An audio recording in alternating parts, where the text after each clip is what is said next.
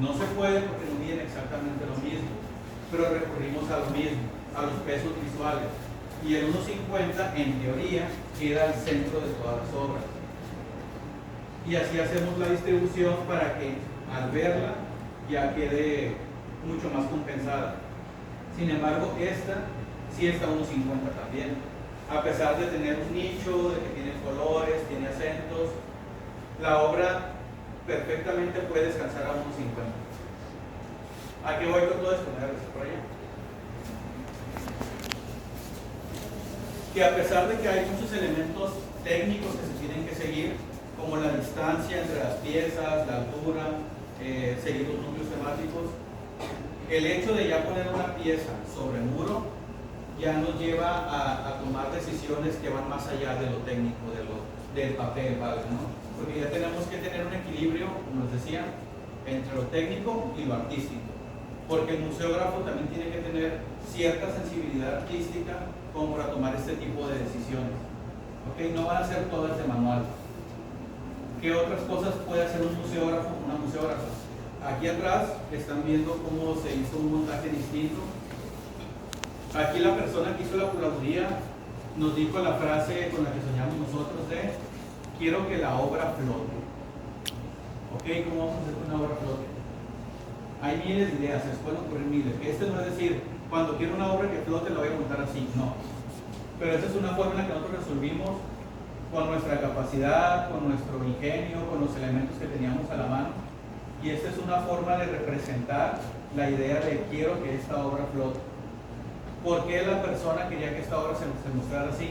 Porque ese cuadro atrás tiene una firma, una dedicatoria, y quería que se leyera por ambos lados.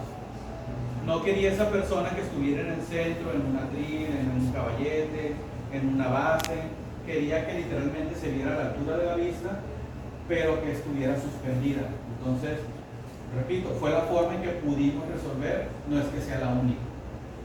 Hasta aquí, una pieza, esta obra tiene un acento. Y este acento se hizo con pintura. Un acento también es un nicho como este. Estas dos piezas están acentuadas. ¿Por qué? Por lo que necesita el curador en su momento. Voy a especular y voy a decir cosas al aire. Digamos que el artista dice, el curador dice, esta es la pieza más importante de toda la época en que pintó el artista. Todo esto es una colección, toda la hizo entre 1800 y 1815, no lo sé, pero esta es la más representativa. No tengo una forma, digamos, los materiales o el espacio, no sé, no me permite acentuar esta obra o hacerla destacar. Entonces lo que yo hago es, le doy un apoyo visual para que destaque de las demás. Eso es un acento, muy sencillo. Eso es lo mismo. Esta pieza es una de las joyas del acervo, entonces se requería que hubiera algo que identificara esta pieza de todas las demás. ¿Qué se hizo? Se decidió hacer este nicho para darle volumen, para darle contraste y dedicarle toda esta pared sola al cuadro. Pero ¿qué hubiera pasado si el cuadro hubiera estado solo? O sea, se hubiera visto muy pequeño en relación al espacio donde se está exponiendo. Entonces se hace todo este apoyo visual para que el cuadro resalte y ya de una lectura, o sea, cualquier persona que entre a la sala y lo vea, va a decir, ese cuadro es importante. ¿Por qué? No lo sé, pero es importante. Ya de ustedes dependerá investigar, saber quién es, por qué está ahí. Se van a apoyar de las fichas técnicas, de los textos de sala, etc. Pero por sí solo, ya la obra, bueno, la forma en la que está montada la obra, ya nos dice que es importante. Esos son los acentos dentro de la museografía. Creo que ustedes pueden responder eso, ¿no? ¿Sabemos? Es un museo. ¿Qué entendemos por museo? ¿O cuál sería la diferencia entre un museo y una galería? ¿O qué tipos de museos conocemos? Bueno. Nada. Idea. Caballero. Los museos surgieron como un intento de democratizar el arte para el acceso público, y la diferencia con una galería es que están destinadas a vender obra de los artistas, a contactar al artista con el potencial cliente en cuestión. Eso en términos actuales es correcto, en términos actuales es correcto, pero hay una diferencia más sustancial entre una galería y un museo, y eso lo vamos a ver en la parte de la preservación de la obra. Una galería por lo regular tiene bodegas que pueden facilitar el resguardo de la obra en periodos de tiempo determinados, ya sea preparando la obra para itinerancia, o si no, la obra acaba de llegar para aclimatarse, o la obra se acaba de desmontar, se guarda en lo que el artista viene y la recoge. Las bodegas son de paso, se les llama, a diferencia de un museo que es parte esencial de la conservación y la preservación de la obra para seguirla exhibiendo con el tiempo. El museo tiene que tener unas galerías y unas bodegas con control de humedad, con control de temperatura, tiene que estar libre de polvo, de insectos, de plagas. Esto para que la obra dure mucho más en el tiempo y sea más fácil poder apreciar esa obra en estos tipos de salas de exhibición. Porque de nada nos sirve tenerla guardada de manera correcta y que las salas no estén adecuadas para exhibirlas, porque se van a deteriorar al momento de hacer el cambio, ¿no? Entonces, esa es la parte sustancial, les digo, el propósito de para qué son cada una, porque la galería exhibe, termina su periodo y la obra se va o se regresa con el artista. Se va, me refiero a que hace una itinerancia, ¿no? Y el museo no. El museo muchas veces, aunque recibe obra, tiene su acervo, y ese acervo está guardado. Ese acervo está guardado para que perdure en el tiempo. Vemos que el museo ayuda a preservar, es una parte de la historia. ¿Qué tipos de museo podemos encontrar? Creo que se responde solo. ¿Por qué la iluminación es alta? Cambiamos de tema. La iluminación, en este caso, es una decisión. Voy a responder a los museos, no hay museos de todo, se pueden ocurrir, de historia, está el Museo de la Moneda en México, puede ser de herramienta, de tecnología, o sea, el museo tiene la particularidad que permite que las obras o las piezas que están exhibidas y guardadas en el museo se puedan seguir exhibiendo en el paso del tiempo. ¿Okay? Entonces, ahí podemos encontrar museos de muchísimos tipos, e incluso dentro del arte hay museos que se enfocan solo en escultura, solo en pintura, solo en grabado, y tienen las condiciones del espacio aptas para ese tipo de exhibiciones. La iluminación fue una decisión curatorial. Aquí se decidió que la sala fuera más oscura y que las obras se acentuaran a partir de la luz. Entonces, esa es una decisión curatorial. Se quería dar un entorno más íntimo, un recorrido más de reflexión. Y al tener una sala que es poco iluminada, pero con las piezas acentuadas, hace que las personas vayan directamente de pieza a pieza. Por ejemplo, otras exposiciones que tuvimos acá en la Galería Antonio López Sáenz eran todo lo contrario. Allá poníamos banquitas dentro de los corredores, de los espacios, con todo muy bien iluminado, y eso para que la gente permaneciera en el espacio. La idea era que la gente entrara, o la idea es, mejor dicho, disfrute la exposición y sea también un punto de reunión. Y aquí no, aquí es que veamos la exposición, la reflexionemos y continuemos por todo el museo. Sobre todo, a mí me llamó la atención cuando nos comentabas en el taller que hacía estas propuestas digitales. Sí. Y eso no lo alcanzamos a abordar. Pero también me gustaría que nos preguntaras cómo es que resuelves toda la parte de edificio. Porque yo me he enfrentado a edificios de este tipo donde no podemos poner muchas cosas.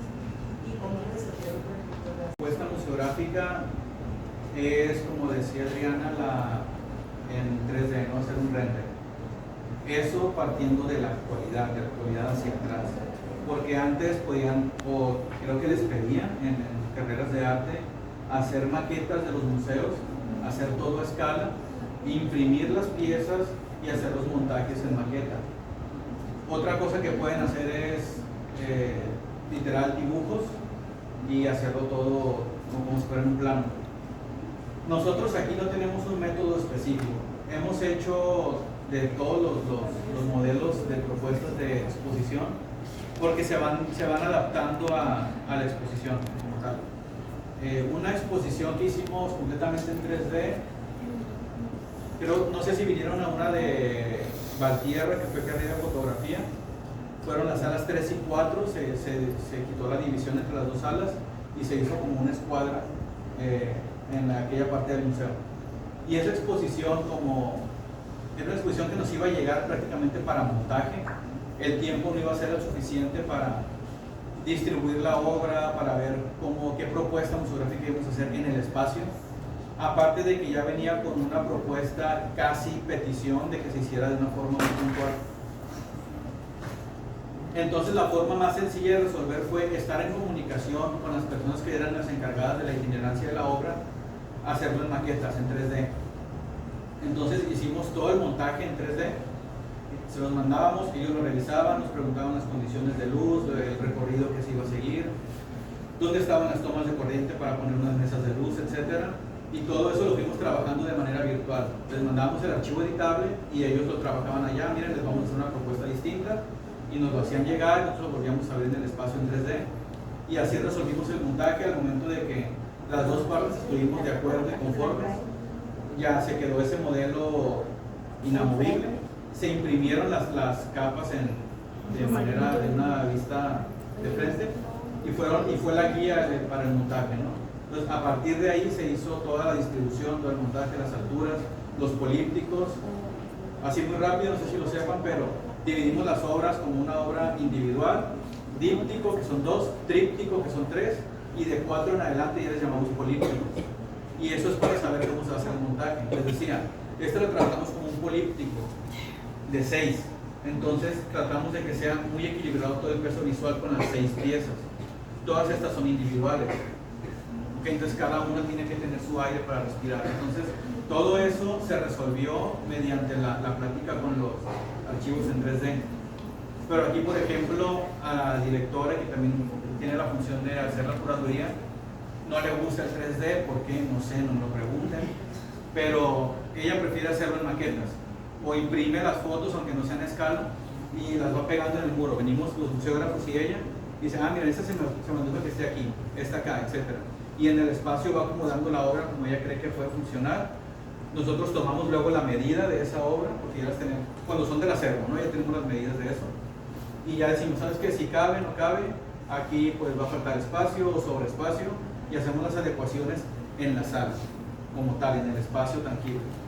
Y les decía, hay gente que hace maquetas, hay gente que hace dibujos, ya dependerá de ustedes de cómo se sienten más cómodos, en qué lugar están trabajando y qué herramientas tienen para realizarlo, porque después si es más fácil el 3D. Sí, pero si no tiene una computadora que pueda soportar el programa, pues no sirve nada la recomendación. Por eso, yo uso SketchUp, yo lo hago ahí, tenemos las medidas reales de la sala y ya con eso hacemos el montaje. Y eso nos funciona, digo, porque ya tenemos las medidas de las piezas del acervo. Y en el caso puntual de la obra de Valtierra, ellos nos mandaron las medidas y todas eran las medidas específicas, solo variaba que si eran vertical o horizontal.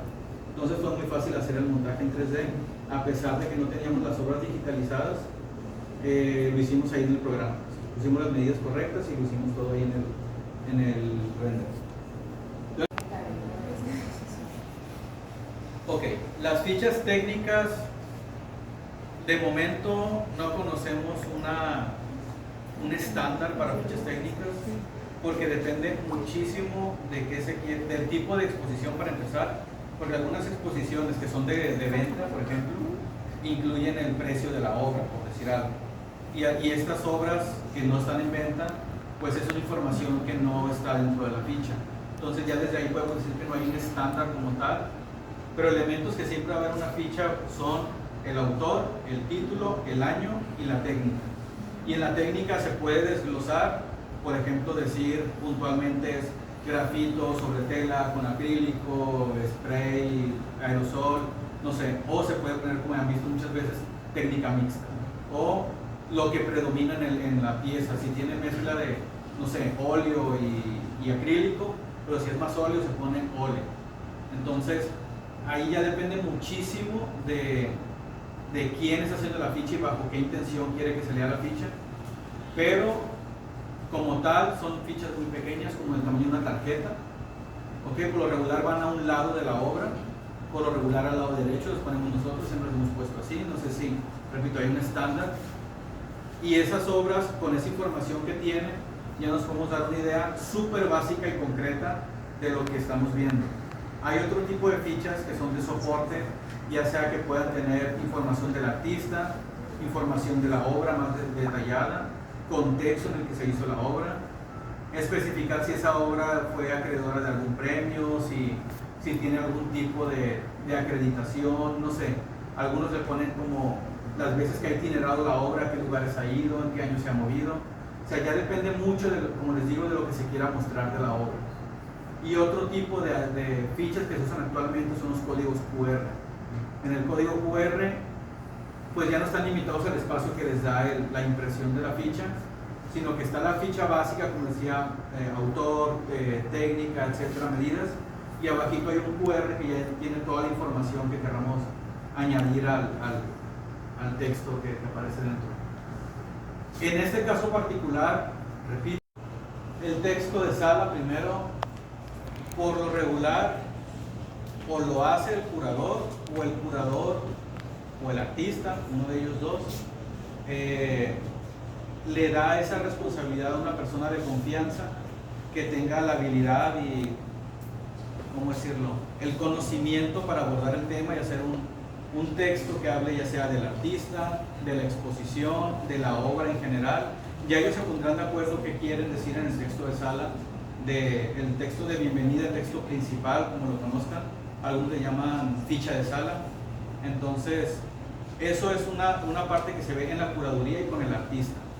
De qué forma se va a hablar, porque no es lo mismo hablar de la obra en su parte técnica o hablar de la obra en la repercusión que ha tenido en la sociedad o en lo que le costó al artista realizarla. Entonces, digo, es una cuestión de curaduría y va con el artista. Quien lo realiza también lo deciden ellos. Lo que sí le puede generar, no trabajo, sino que es parte de la responsabilidad del museógrafo o la museógrafa, si es dónde se va a colocar, qué texto se va a utilizar, porque hay una propuesta desde que se elabora el texto. Entonces, el museógrafo puede decir, ¿sabes qué? Por el muro el que está designado ese texto, porque ya hicimos la distribución, ya dejamos un texto específico, un muro específico para ese texto. Entonces, la letra no nos funciona, porque es muy grande, hace que el texto se amplíe, el espaciado entre renglones no nos funciona, hay que compactarlo, etcétera, sin la intención de modificar el contenido del texto, ¿no? Son cuestiones muy matemáticas, digamos, muy de dimensiones. Pero sí va dentro del recorrido y sí va dentro del discurso museográfico, porque el texto pues, no va a ir entre dos piezas dividiéndolas, haciendo que estas sean un díptico, perdón, a menos que sea la intención del artista o del curador, etc. Pero cada pieza, cada cosa tiene su lugar, su elemento, y está diseñado desde antes, ¿no? Para el recorrido museográfico. ¿Alguna otra pregunta?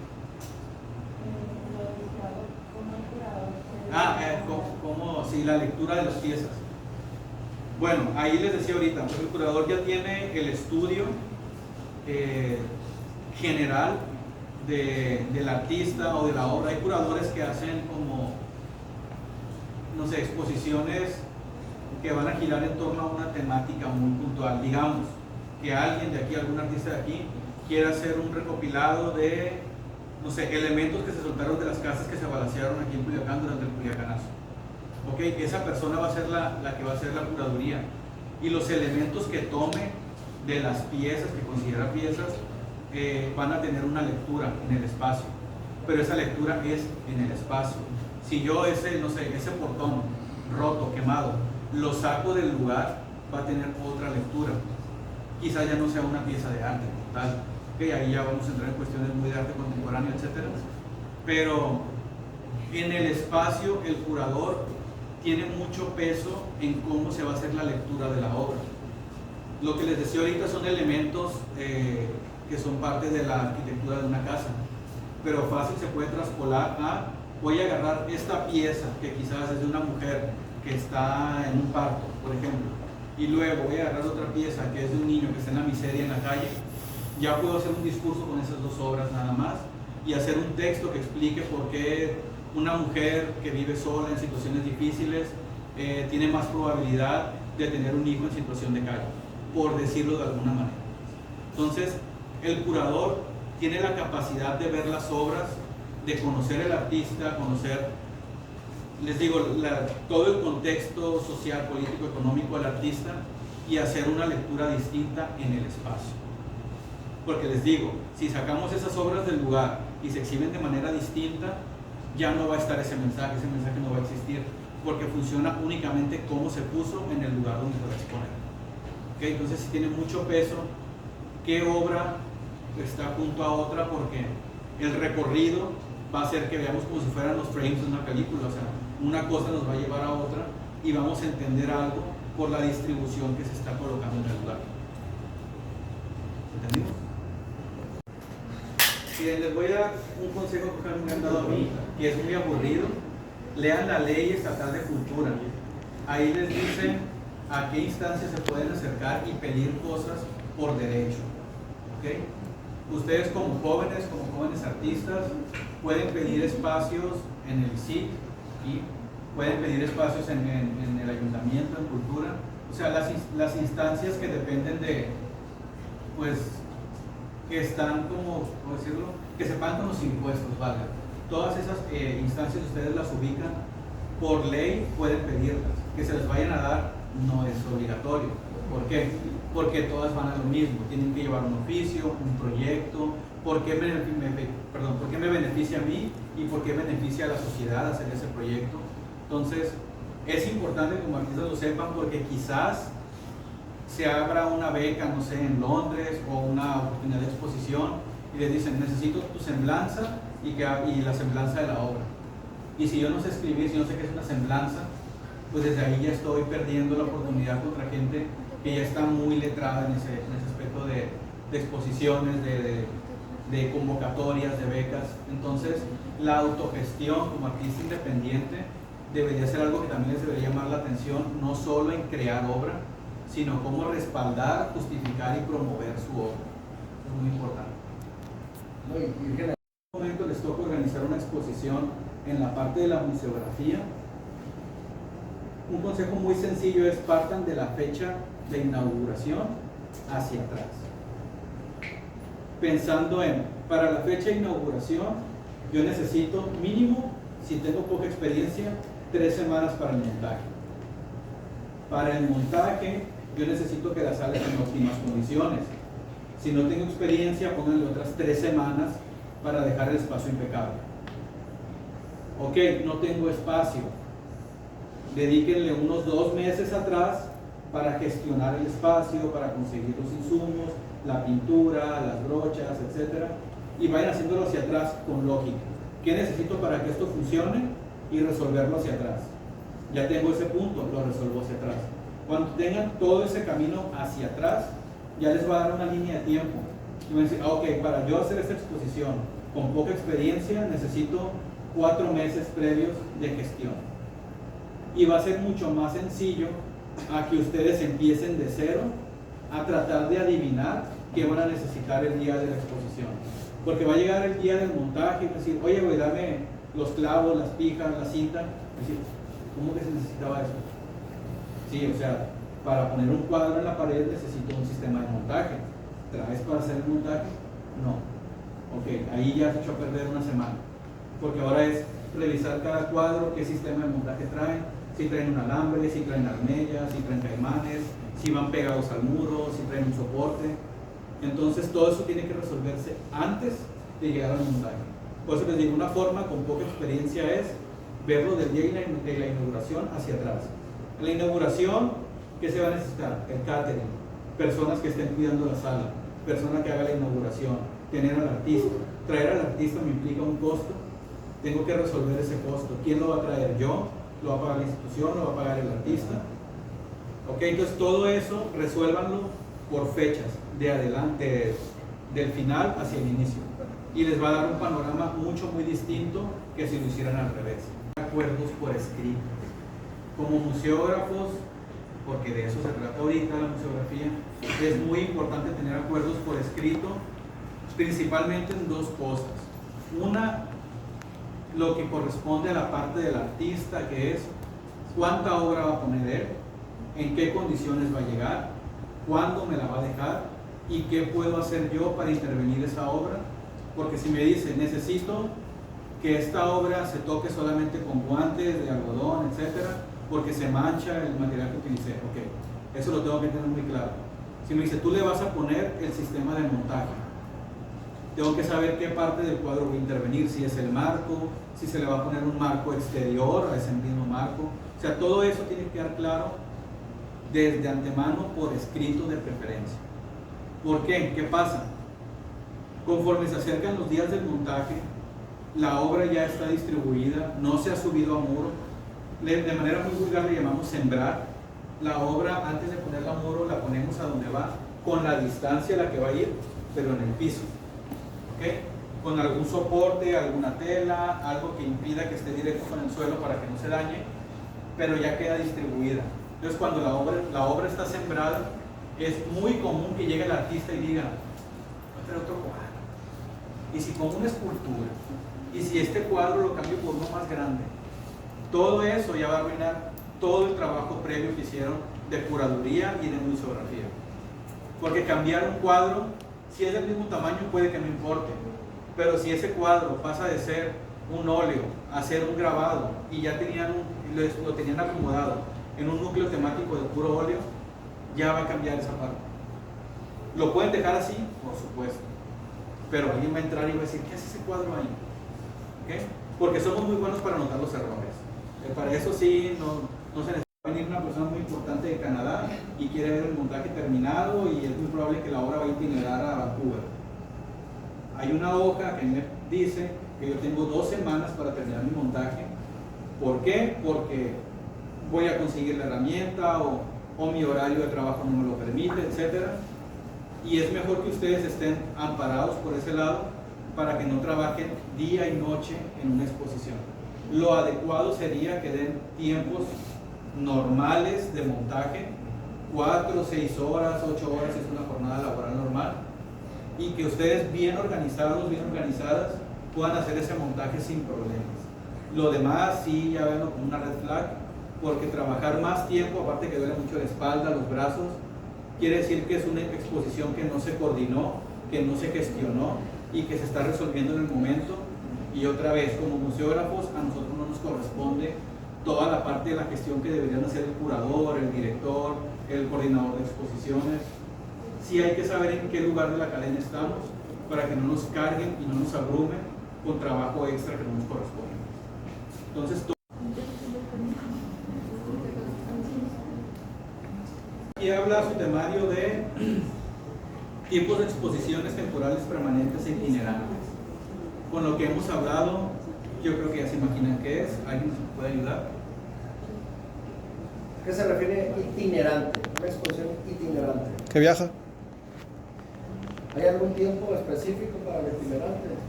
¿O eso lo asigna el artista, el museo? Pues lo que dijo él, que podía estar interesado en otra galería y necesitan llevársela, no sé, de quién dependa ese tiempo. A veces hay obras, vamos a partir de esto, de una obra itinerante, una exposición itinerante, que son como muy rockstars. Hacen una gira por todo México y ahí ya determinan, por ejemplo, voy a regresar al ejemplo de Valtierra. Esa exposición se pensó para que fuera itinerante desde el principio.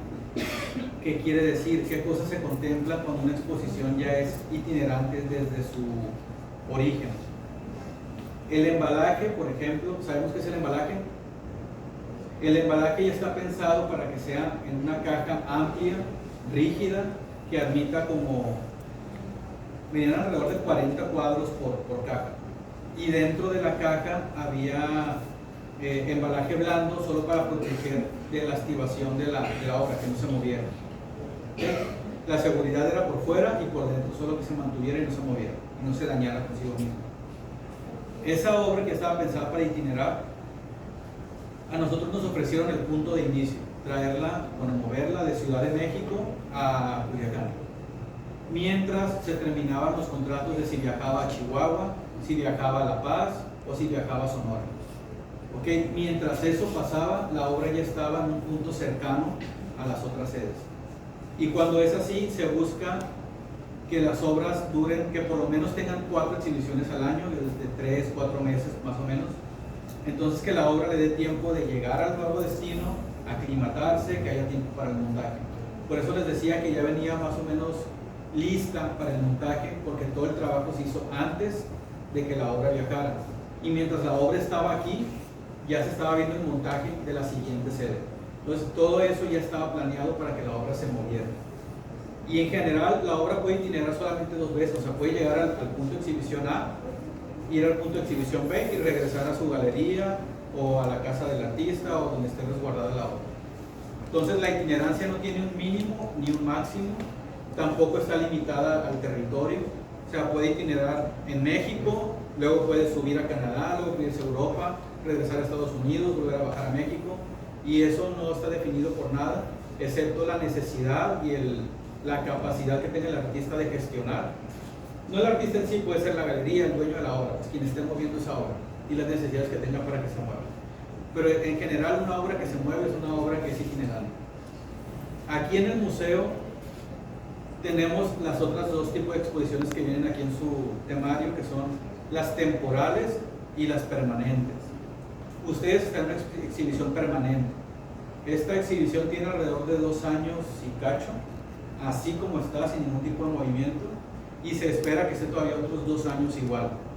Esa es una exhibición permanente. Ya han entrado una que otra obra nueva. Hemos quitado solamente una obra de acá de este lado que compartimos para una exposición de aquí mismo del museo. Es el único movimiento que hemos hecho, pero sí ya hay planes de qué obras se van a cambiar, se van a modificar, porque el hecho de que sea permanente, pues rompe un poquito con la palabra, ¿no? No es de que toda la vida vaya a ser así. Hay algunas que pueden mantenerse, pero aquí la idea de la permanencia va más, es que es una exhibición muy prolongada y va a durar 4 o 5 años, va a tener una modificación mínima, no se van a pintar los muros, no se van a cambiar los núcleos temáticos, solo van a entrar en rotación algunas obras. Quizás se cambie algún retrato académico, quizás se cambie alguna pieza del mural, solo para que la gente que ya ha venido tantas veces pueda ver algo diferente. Pero una exposición permanente, sí, la idea es que dure el mayor tiempo posible con el mínimo de cambios, en exhibición obviamente. Y una temporal, pues es todo lo contrario. Es una obra que va a llegar, va a durar un tiempo determinado, según lo que se requiera, 2, 3, 4 meses. Hay exposiciones que son muy efímeras, que duran un mes, incluso semanas, pero esas exhibiciones temporales ya tienen su tiempo definido desde antes del montaje. Pues. No es de que se nos ocurra quitarla de un día para otro, o que nos ofrezcan otra exposición y tengamos que quitar la que está expuesta, no. Todas se respeta su tiempo de exhibición, y esas es eso. Duran como máximo, les puedo decir, un tiempo de 4 meses, y ya entran en rotación, ya sea que esa obra se vaya a itinerar o se vaya a guardar, lo que sea, pero en la sala va a entrar otra obra en 4 meses y luego otra obra, y etc. Las obras que nosotros tenemos las salas que tenemos para obra temporal, es aquí arriba la sala 5, de aquel lado la sala 4 y de enfrente. Y se buscó un color de este tipo oscuro, por llamarlo de alguna forma, que reflejara menos luz para dar esa sensación de oscuridad adentro en la sala, para reforzar los cuadros con la iluminación. Esta sala sí es toda la intención de que sea oscura y de que sea un poquito apagada como tal las paredes. Se van acentuando con la iluminación, y eso ya hace, como les decía, que invite al recorrido. Porque las salas, por ejemplo, aquí arriba vamos a inaugurar el 27 y se decidió que fueran azul y amarillo. Esto para que contraste o combine con las obras que se van a colocar ahí. Se hizo una lectura de todas las obras que se van a poner y se decidió que esos colores jugaban bien con toda la obra que se iba a poner. Y los colores pues son diferentes en cada muro, se va a ver acentos, etc. Pero partiendo de esos 2 colores, azul y amarillo. Todas las demás están en blanco. También noté eso de que contrastan con la mayoría de pinturas que son de más como frío. Ajá. El color rojo pues sí, Exacto. como que resalta. Sí, también por eso también está el gris, por ejemplo, ayuda mucho al contraste o a que combine según sea el caso de la obra. Se deja ese rojo, ¿no? Para como que siga su línea. Exacto. Entonces, sí, la intención es esa, la intención del color en los muros siempre va a ser favorecer a la obra, siempre. Viene aquí un apartado de herramientas a la capacidad de la persona que hace la museografía y al espacio en el que estemos. Por ejemplo, si fuera un espacio en el que todos los muros son de concreto, de material que le llaman de cemento, de ladrillo, obviamente va a ser muy distinto las herramientas a una que sea de pura madera o a una que sea de pura tabla roca. ¿Okay? Entonces, En general, bueno, afortunadamente aquí tenemos nosotros los 3 tipos de muros y les puedo decir que en general van a necesitar un taladro, un rotomartillo, desarmadores, tornillos que son los de uso múltiple que se llaman, aquí se llaman pijas en México, o son las que se usan para drywall, esas son las que se usan regularmente, o clavos. Voy a... Sí. Por ejemplo, este tiene armellas, ¿ok? Las armellas se ponen con clavos. Y si se dan cuenta, el clavo está doblado como si fuera una alcayata. ¿Saben qué es una alcayata? No. Bueno, es como si fuera un tornillo, pero en la punta termina como si fuera una L. ¿Ok? El gancho. Como un gancho. Eso es para que la armella no resbale. Si fuera un tornillo normal, se pone la armella y se resbala y se cae. Entonces, este tipo de soportes tienen las obras más antiguas que tenemos aquí en el museo. Las más actuales tienen unos que se llaman caimanes, decimos así. Son como unos ganchitos, unos piquitos han de haber visto, que van como dientes que van en la parte de arriba. Y eso ya se pone, pues según sea la altura que se necesite, y ahí sí van o 2 clavos o 2 tornillos y ya descansa la obra ahí. Hay otras que traen un alambre, que puede ser un tornillo o de la misma armella, un alambre que atraviesa toda la obra. Y eso llevan un clavo en el medio o 2 para que haga como que este soporte, y eso ya se pone en el muro. Entonces, dependiendo del muro y dependiendo la obra, es la herramienta que van a usar. Aquí evidentemente se utilizó un martillo y se utilizaron unas pinzas para lograr el clavo. Pero si fuera de concreto, esto es madera, tendría que haber sido con un rotomartillo, con un taquete, con un clavo, etcétera, ¿no? Entonces, las herramientas van a variar. Lo que sí es importante es tener un nivel.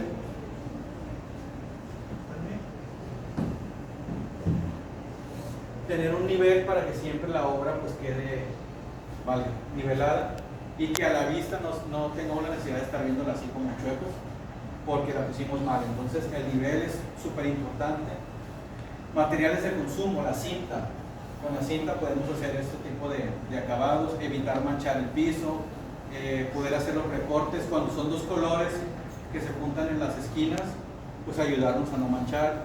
La cinta en algunas piezas, las que decía que traen como un alambre, tienden mucho a moverse con el aire, con el peso, con las vibraciones del edificio.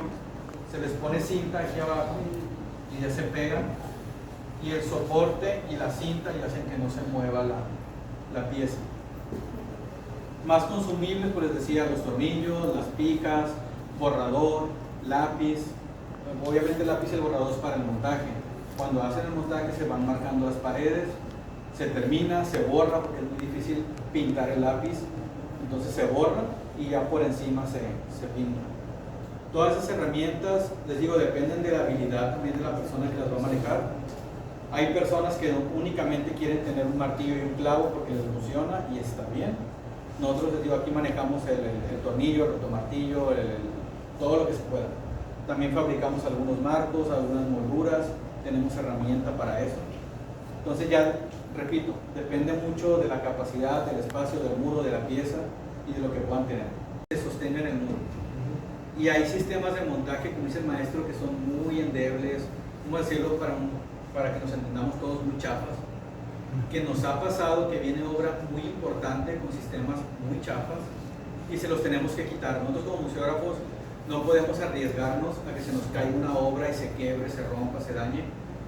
Y muchas veces, que no es lo correcto, pero es resolver, les quitamos ese sistema e intervenimos la obra aún sin permiso del artista o de la institución, porque es preferible que nos llamen la atención por haber hecho una perforación nueva a tener que pagar, no sé, 400,000 pesos de seguro.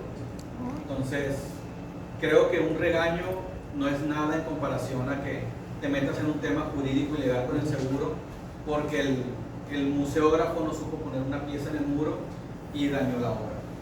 Entonces, sí hay que tener cuidado con los sistemas de montaje. Una, para que sea más, entre comillas, sencillo hacer el sistema, que la obra no se dañe tanto. Porque hay unos que son, por ejemplo, son como Es una perforación que viene en el marco y luego sube poquito, como los módems, por ejemplo, traen el sistema de montaje. Como no es una forma fácil de hacer el montaje, se va dañando el soporte. Cada que intentas ponerlo, cada que lo mueves, aparte de que va rayando la pared, tienes que tener la obra agarrada con mucha fuerza. Todo eso hace que se dañe la obra y se dañe el muro. Si ponemos un sistema de montaje como son los típicos caimanes, los dientitos, es mucho más sencillo. Y unos tienen sus pros y sus contras. El que les decía, el que es como el del modem, el que es interno, pues la obra queda pegada al muro. Esta, lo que tiene, como tiene armella, pues tiene esta caída. Está un poquito inclinada hacia abajo. Y cuando tiene caimán es lo mismo. De arriba queda como colgada, un poquito como diagonal, pero es mínimo. No afecta a la lectura de la obra. Pero ustedes ya, pues como artistas, decidirán cuál es el sistema más adecuado para su obra, para que la soporte bien, para que no se dañe, y también que haga un sistema de montaje fácil para el museógrafo o la museógrafa. Porque les digo, si hacen que sea difícil el montaje, su obra pues se va a ir dañando con el tiempo cada que se manipule. Y eso, como parte del montaje, o sea, tendríamos que ver puntualmente cómo se hace un montaje para decirles exactamente qué herramientas van a usar dependiendo del tipo de obra, dependiendo